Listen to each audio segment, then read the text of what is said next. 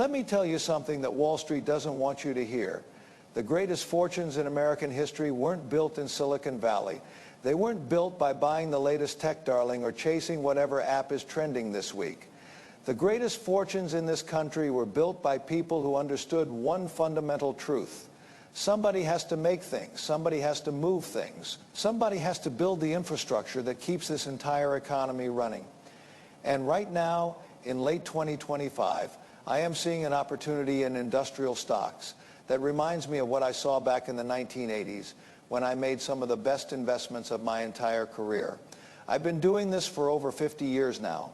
I've taken on some of the largest corporations in America. I've fought boardroom battles that made headlines around the world and turned me into one of the most feared investors on Wall Street. I've made billions of dollars. And I'll be honest with you, I've lost plenty too, but through all of it, through every market cycle, every crash, every boom, every moment when everyone thought the world was ending, and every moment when everyone thought stocks would go up forever, I've learned to recognize when certain sectors are being completely mispriced by the market, and industrial stocks right now are being mispriced in a way that creates what I believe is a generational buying opportunity for investors willing to see past the current mania. Most investors today are absolutely obsessed with artificial intelligence. They're obsessed with software companies. They're obsessed with anything that sounds futuristic and exciting and promises to change the world. And look, I get it. Technology is transforming how we live and work. I am not some dinosaur who refuses to acknowledge that. But here is what these investors are completely missing. All of that technology, every single piece of it, requires physical infrastructure to function. It requires factories to manufacture the chips that power artificial intelligence. It requires trucks and trains and ships to move products from factories to consumers. It requires power plants and electrical grids to keep the lights on and the servers running. It requires heavy machinery to build the data centers that house the cloud everyone talks about. Without industrials, without the physical economy, the entire technology revolution collapses into nothing. What I am going to share with you today are the 4 industrial stocks that I believe are genuinely worth owning heading into 2020. 6. These aren't speculative bets on companies that might become profitable someday. These aren't momentum plays based on chart patterns or what the crowd is chasing. These are dominant businesses with real tangible assets, real sustainable cash flows, and real competitive advantages that the market is currently undervaluing because everyone is too busy chasing artificial intelligence dreams. And I am going to explain exactly why each one of these companies represents an exceptional opportunity for investors who are willing to think independently and ignore what everyone else is doing. But first, let me take you back to a moment that shaped how I think about industrial investing. It was 1985. I had just completed one of the most controversial deals of my career, a deal that made me even more enemies in corporate boardrooms than I already had. The business establishment absolutely hated me. The media called me a corporate raider, a vulture, a destroyer of companies. Those terms stung at first, but they're labels I've certainly learned to live with over the decades. But what most people didn't understand then, and still don't understand now, is that I wasn't trying to destroy companies. I was trying to fix them. I was trying to unlock value that incompetent management teams were squandering through their own laziness, their own arrogance, and their own complete disregard for the shareholders they were supposed to serve. The deal I am talking about involved a major industrial conglomerate that had become bloated and pathetically inefficient. Management was far more interested in protecting their comfortable jobs and their lavish perks than in creating any actual value for shareholders. They had corporate jets, they had country club memberships, they had expense accounts that would make a Saudi prince blush. And meanwhile, the stock price went absolutely nowhere year after year.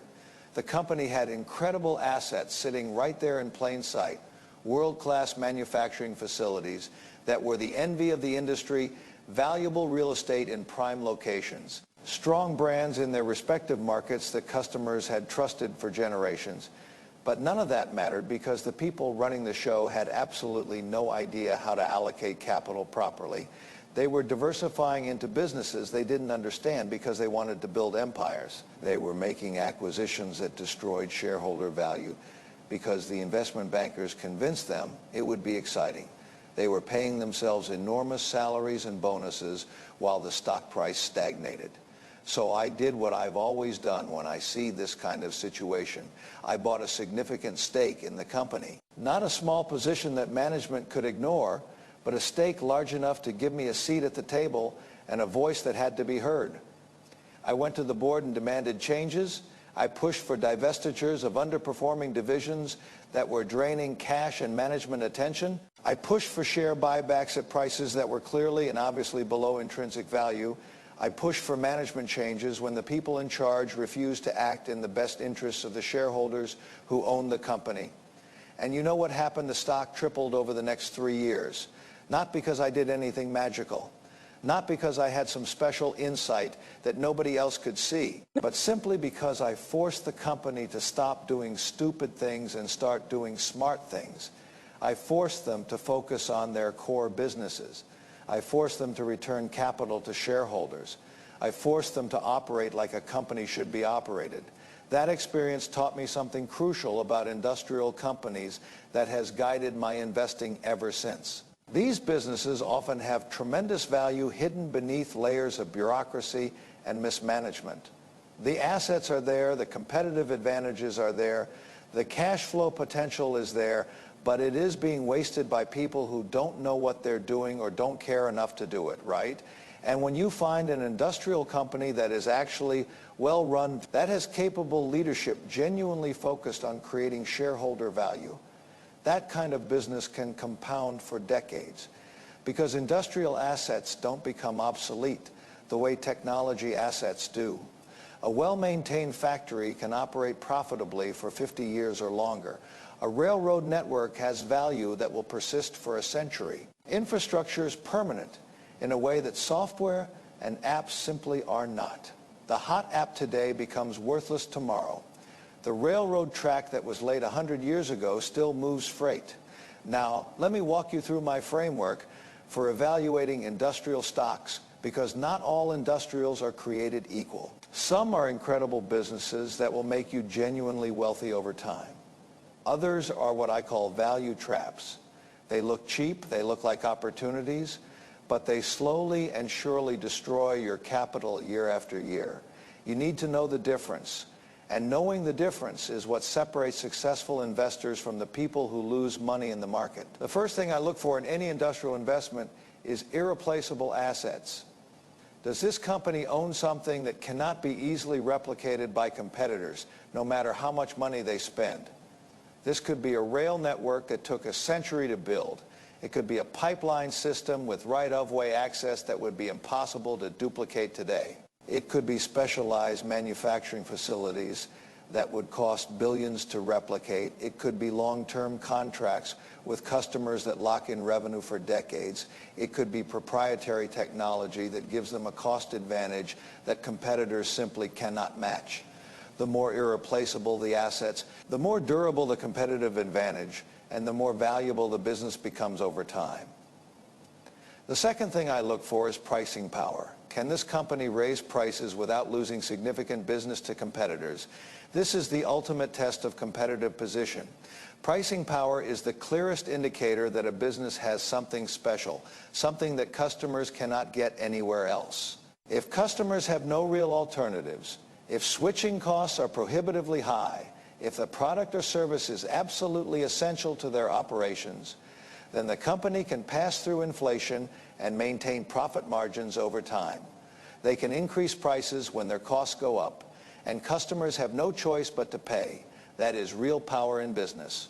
The third thing I look for is capital allocation discipline. How does management deploy the cash that the business generates? This is where so many industrial companies go wrong, and it is where I've made my career fighting to fix bad behavior.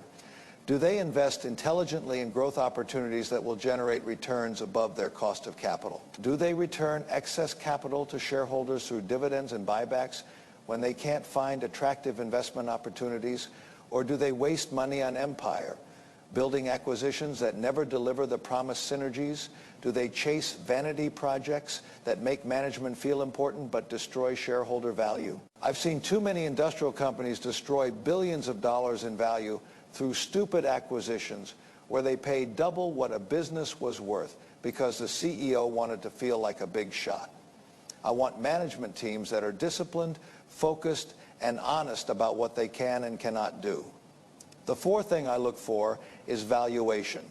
Even the greatest business in the world can be a terrible investment if you pay too much for it. I want to buy industrial stocks when they're trading at meaningful discounts to their intrinsic value, when the market is pessimistic about the entire sector. When everyone is focused on technology stocks and ignoring old economy businesses because they're not exciting enough, that is precisely when the best opportunities emerge. That is when you can buy dollar bills for 50 cents. And right now, with everyone chasing artificial intelligence, industrial stocks are being ignored in a way that creates exactly this kind of opportunity. Using this framework that I've developed over 50 years, I've identified 4 industrial stocks that I believe meet all of these criteria.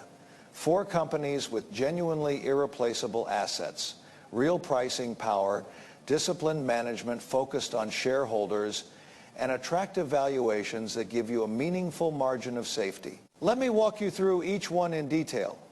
The first industrial stock I believe is worth owning heading into 2020. 6 is Caterpillar.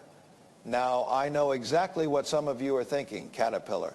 That is a boring old heavy equipment company. My grandfather invested in Caterpillar. How exciting can yellow bulldozers and excavators possibly be in 2026? And that reaction, that dismissiveness, is exactly why this stock is such an extraordinary opportunity right now. Because while everyone is chasing the latest artificial intelligence, darling, while everyone is paying 50 times earnings for software companies that might never be profitable, Caterpillar is quietly dominating an industry that will be absolutely essential for decades to come. Think carefully about what is happening in the world right now. There is a global infrastructure boom underway, unlike anything we've seen in generations. The United States alone is spending trillions of dollars on roads, bridges, airports, ports, and electrical grids. The infrastructure bill passed a few years ago is just starting to flow into actual projects. China continues to build at an extraordinary pace despite all their economic challenges and despite what you read in the newspapers about their problems. India is investing massively in infrastructure to support their growing economy and rising middle class. Developing countries across Africa, Southeast Asia, and Latin America are investing heavily in infrastructure to support growing populations and expanding economies. All of this construction requires heavy equipment. Somebody has to manufacture the bulldozers and excavators and dump trucks and wheel loaders that build all of this infrastructure. And when it comes to heavy equipment, nobody in the world does it better than Caterpillar. The company has built a competitive moat that is nearly impossible for any competitor to cross, no matter how much money they spend trying. They have the largest and most extensive dealer network in the entire industry, with over 160 dealers operating in virtually every country on earth. These aren't just sales offices. These dealers don't just sell equipment and walk away. They provide parts, service, financing, operator training, and ongoing support that keeps customers locked into the Caterpillar ecosystem for the entire life of their equipment. When you buy a Caterpillar machine, you are not just buying a piece of equipment. You are buying access to a global support network that no competitor can match. You are buying the confidence that no matter where you are operating in the world, you can get parts and service when you need them. That is worth a premium, and customers gladly pay it. The economics of this business are genuinely beautiful when you understand them properly. Heavy equipment has very long replacement cycles. A well-maintained Caterpillar machine can operate productively for 15 to 20 years or even longer. During that entire time, the customer needs replacement parts and regular service. The profit margin on parts is extraordinary, often 50% or higher, because customers have no real alternative. They need genuine Caterpillar parts to keep their machines running properly and reliably. This creates a recurring revenue stream that is highly predictable and highly profitable. Even in recessions, even when new equipment sales slow down dramatically, The parts and service business provides stability and keeps cash flowing. Companies don't stop maintaining their existing equipment just because the economy is weak. If anything, they extend the life of existing equipment during downturns, which means more parts and service revenue for Caterpillar. What I particularly love about Caterpillar right now is their exposure to several massive secular growth trends that will drive demand for years to come. Data center construction is absolutely exploding due to artificial intelligence demand. Every major technology company is racing to build massive data center campuses, and those construction projects require enormous amounts of heavy equipment. Mining activity is increasing dramatically because electric vehicles require enormous amounts of copper, lithium, nickel, cobalt, and other minerals. The green energy transition that everyone talks about is incredibly mineral intensive. All of those mines need Caterpillar equipment. Energy infrastructure is being built out across the world to support the electrification of transportation and heating and industrial processes. Renewable energy projects require construction equipment. All of these trends drive sustained demand for heavy equipment. The valuation is entirely reasonable for a business of this extraordinary quality. The stock trades at roughly 14 times forward earnings, which is cheap for a dominant global franchise with these characteristics. The dividend yield is around 2%, providing income while you wait for capital appreciation. The company has been aggressively buying back shares, reducing the share count year after year, and increasing your ownership stake in the business over time. Management has been disciplined about capital allocation, focusing on their core businesses where they have competitive advantages and returning excess cash to shareholders rather than wasting it on diversifying acquisitions that destroy value. Could Caterpillar face headwinds if we have a recession? Absolutely. Cyclical businesses always face pressure during economic downturns. Equipment orders get delayed, projects get postponed. That is the nature of the business, and everyone knows it. But I've learned over 50 years of investing that trying to time business cycles is a fool's game. Nobody can do it consistently. The economists can't do it. The strategists can't do it. The forecasters can't do it. If you buy a great business at a reasonable price and hold it for the long term with patience and discipline, the cycles average out and you are left with excellent returns. Caterpillar is exactly that kind of business. The second industrial stock I believe is worth owning heading into 2020. 6 is Union Pacific. This is a business I've followed closely for decades, and it remains one of the finest industrial franchises in all of America. Railroads are the closest thing to legal monopolies that exist in this country. Once you own a rail network, nobody can come along and build a competing line next to yours. The rights of way are secured forever. The barriers to entry are absolute. It would cost tens of billions of dollars and take decades to build a competing rail network. And even then, you couldn't get the necessary permits and land rights in today's regulatory environment. Union Pacific operates the largest railroad network in the western United States. Their tracks crisscross the entire western half of the country, connecting every major city and industrial center. They move everything from consumer goods to agricultural products to industrial materials to automobiles to chemicals to coal every single day. They transport the physical goods that keep the American economy functioning, and they do it more efficiently than any other mode of transportation for the types of freight they carry.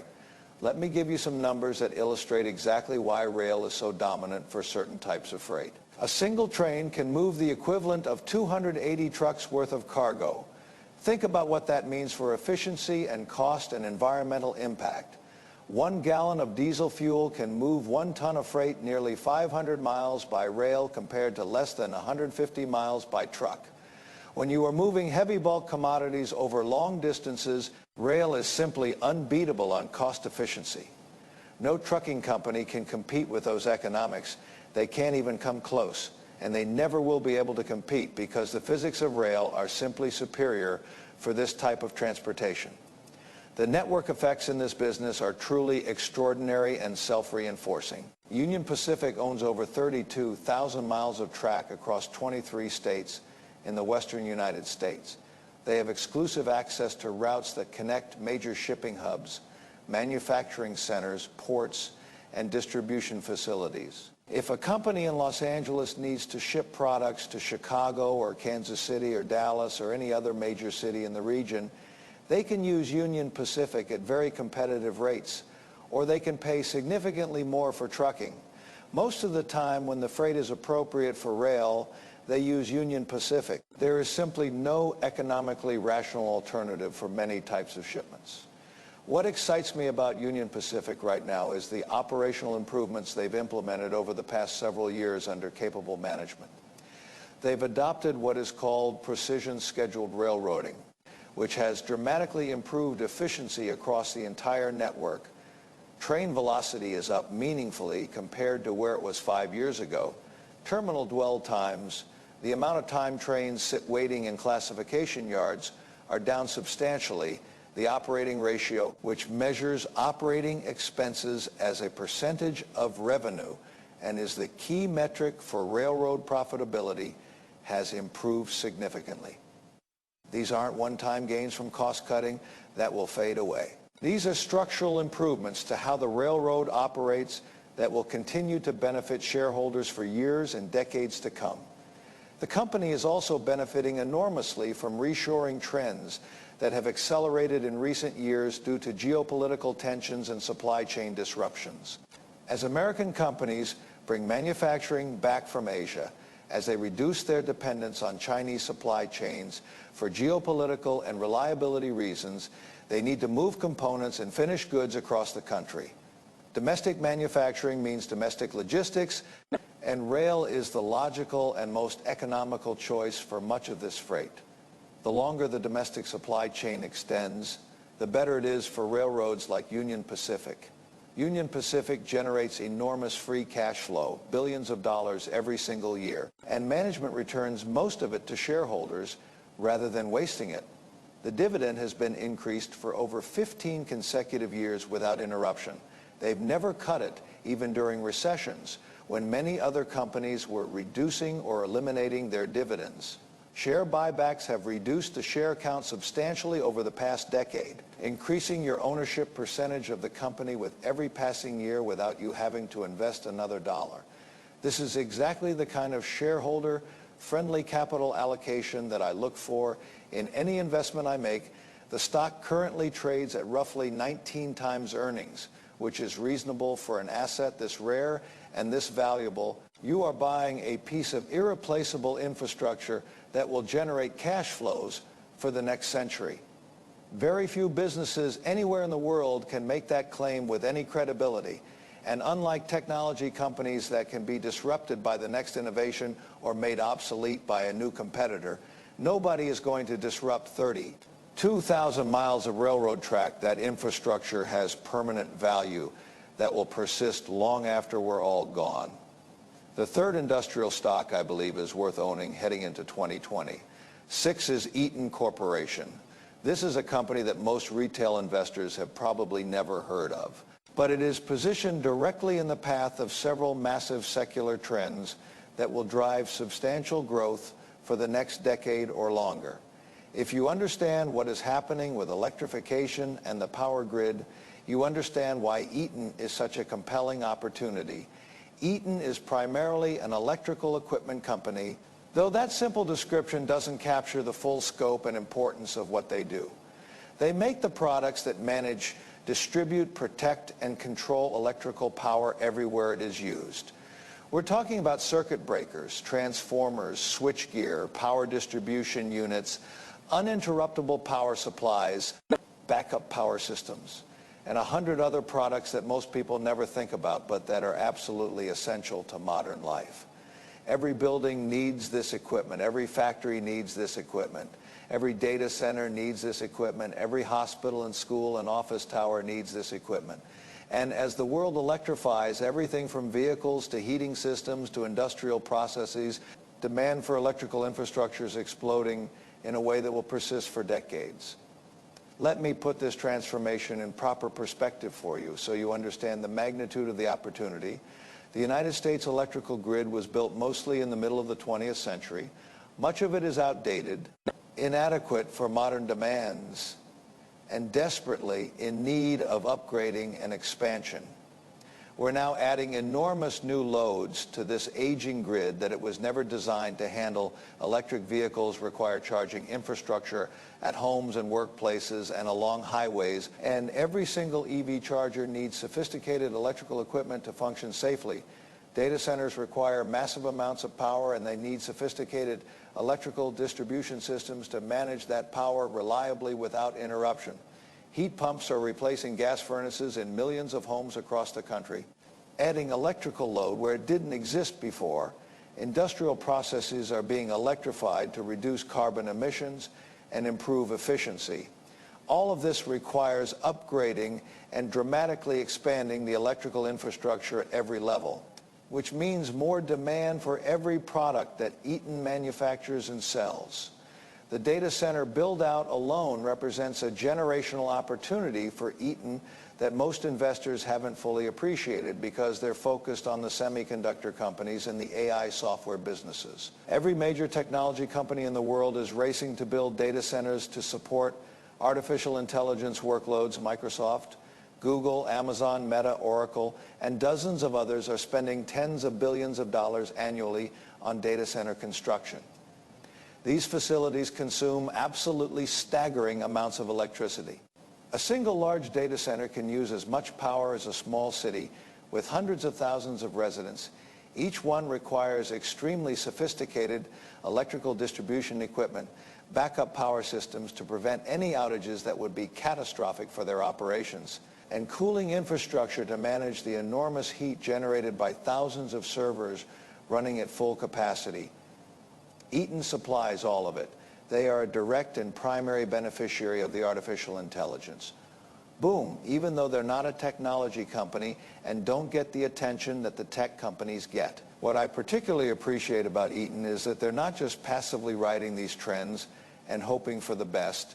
They're actively and intelligently positioning themselves to capture maximum value from the electrification transformation that is underway. They've made strategic acquisitions to expand their capabilities in high-growth areas where they saw emerging demand. They've invested heavily in research and development to stay ahead of evolving customer needs and changing technology. And they've maintained disciplined pricing that protects profit margins even as input costs fluctuate. This is a management team that understands how to run a business for the long term and create value for shareholders. The company operates with a diversified business model that provides meaningful stability through different economic conditions and cycles. They serve multiple distinct end markets, including data centers, utilities, industrial facilities, commercial buildings, and residential construction. If one market softens temporarily, others typically remain strong or even strengthen to offset it. This diversification reduces earnings volatility and makes the business more predictable, which is valuable for long-term investors who want to sleep at night. Eaton's profit margins are genuinely impressive for an industrial company operating in competitive markets. They consistently generate operating margins in the high teens to low 20s, which reflects their strong competitive position and the real value they provide to customers. When you are buying critical electrical infrastructure for a data center or a hospital or an industrial facility, price is far less important than reliability and quality and the ability to get support when you need it. Nobody wants their data center to go dark because they bought cheap equipment from an unreliable supplier trying to save a few dollars. Nobody wants their factory to shut down because of electrical failures from inferior equipment. That willingness to pay for quality and reliability supports Eaton's premium pricing and strong profit margins. The stock has performed well over the past few years as investors have started to recognize the electrification theme. But I believe there is still significant upside because the trends driving demand are just getting started and have decades to run. The artificial intelligence build-out will continue for many years to come as companies race to build capacity. Grid modernization is a multi-decade project that will require enormous investment. Electric vehicle adoption is still in relatively early stages, despite all the headlines and hype. Eaton is positioned to benefit from all of it, and current valuations don't fully reflect that multi-year growth potential. The fourth industrial stock I believe is worth owning heading into 2020.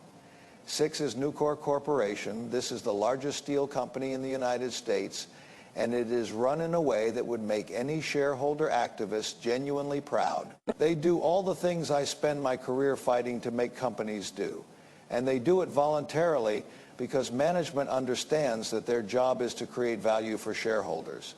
Now, I understand the skepticism some of you might feel about a steel investment.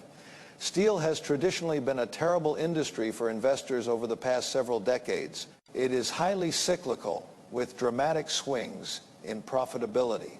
It is extremely capital intensive, requiring billions in ongoing investment, and it has been plagued by persistent overcapacity. Foreign competitors, particularly state-subsidized producers in China who don't operate under normal economic constraints, have repeatedly flooded global markets with cheap steel, destroying profitability for American and European producers. Most steel companies have generated absolutely miserable returns over the past 30 or 40 years. Shareholders have suffered through bankruptcy after bankruptcy as companies failed and restructured and failed again. But Nucor is fundamentally different from the integrated steel producers that have struggled so badly for so long. They've built a business model that generates superior returns through every cycle, good times and bad, boom and bust. And their advantage is simple but incredibly powerful and nearly impossible for competitors to replicate. They operate mini mills using electric arc furnaces that melt recycled scrap steel rather than processing raw iron ore through blast furnaces. This process is dramatically more efficient, more flexible, and more profitable than the traditional method used by integrated steel producers everywhere else in the world. Let me explain in detail why this difference matters so much for investors. A traditional integrated steel mill using blast furnaces requires literally billions of dollars in capital to build. We're talking $5 billion, $10 billion, sometimes more for a major facility. It takes many years to construct and get operational. Operating costs are high because you need to process iron ore and coal through complex chemical processes that require enormous amounts of energy and labor. These mills are extremely inflexible in their operations. When demand drops, they lose money rapidly because you can't easily reduce production without shutting down entirely. The blast furnaces need to run continuously or they become damaged. The workforce at these mills is typically unionized with rigid work rules that prevent management from adjusting labor costs when times are tough. Nucor's mini mills operate entirely differently at every level. They cost hundreds of millions to build instead of billions, a fraction of the capital investment required for integrated mills.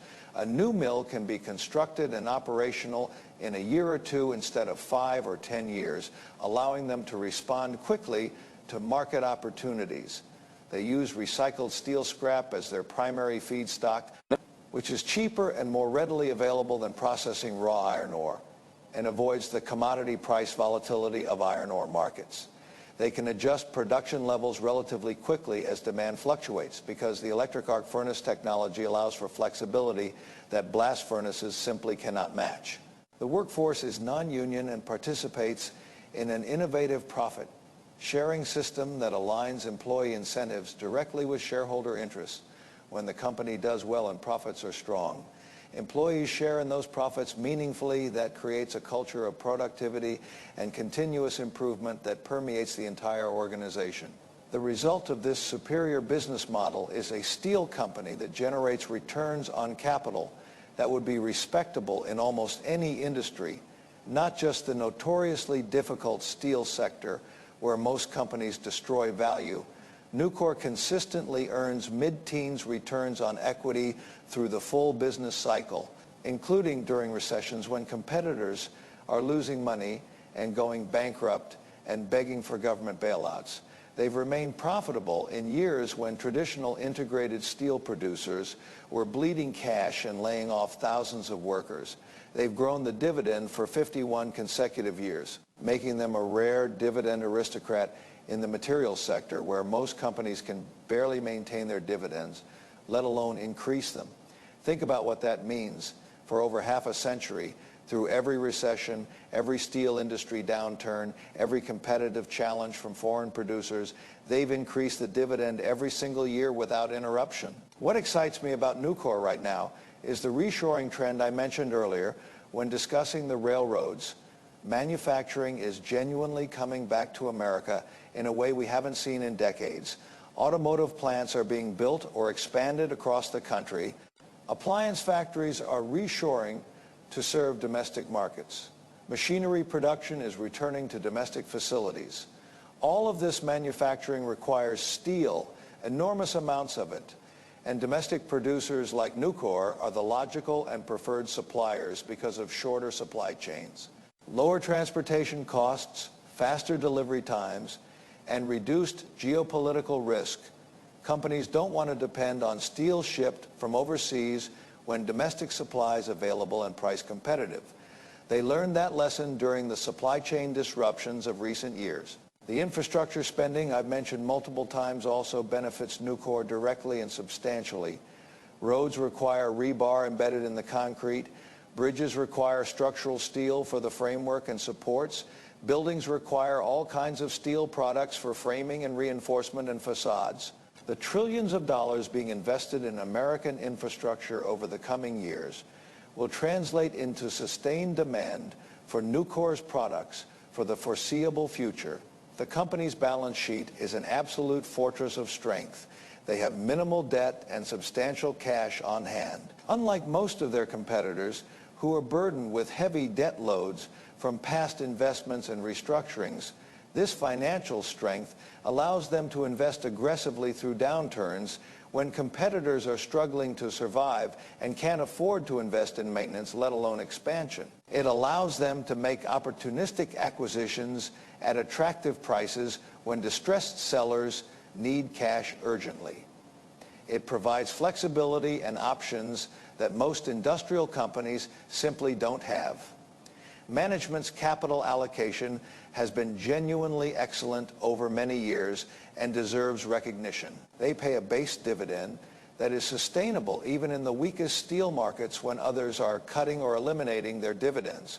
They add special dividends when cash flow is particularly strong, sharing the upside with shareholders when times are good rather than hoarding cash or wasting it on bad acquisitions. They buy back shares opportunistically when the stock is trading at prices they consider cheap, and they invest in capacity expansions and new facilities that generate attractive returns on capital and position the company for future growth.